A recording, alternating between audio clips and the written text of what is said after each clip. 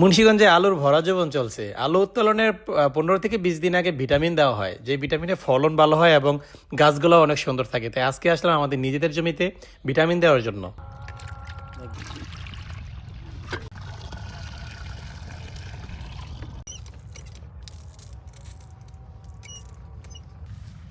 এই যে আমাদের চুরি করতেছি না, আমাদের নিজেদের ক্ষেতেরই ভাই ব্রাদার সবাই নিয়ে আর কি খাবো, এটাই হচ্ছে বিষয়। দেখা হবে সবাই, দেখা ওই যে আমার ক্ষেত থেকে নদীর পার, মেঘনা নদীর পার।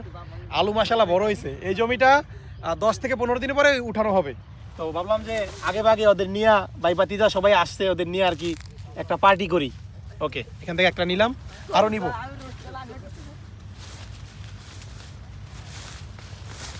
আরো বড় দেখি এখানে বড় হয়েছে কিনা, এদিকে দাও।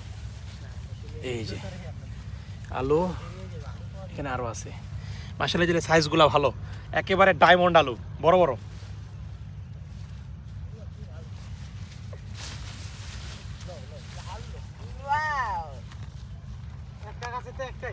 বেশি না, অল্প অল্প নিস। এই যে একেবারে তরতাজা ক্ষেতের আলু, সিদ্ধ করে খাবো। ঠিক আছে, আসো আমার দেখা এখানে।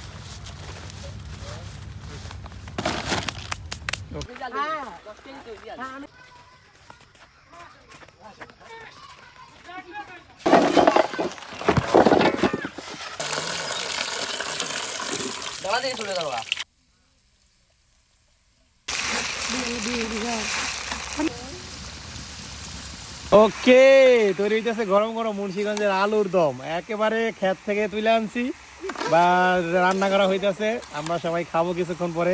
গরম গরম মুন্সিগঞ্জের বিখ্যাত আলুর দম, টেস্ট অসাধারণ।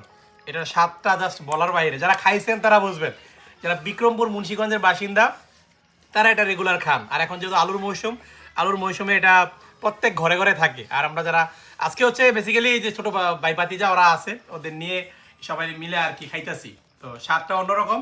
স্বাদ বলতে কি, সবাই মিলে একসাথে খাইতেছি শীতের মধ্যে, এইটার মজাটাই অন্যরকম। ঠিক আছে, সবাই ভালো থাকবেন। আসসালামু আলাইকুম।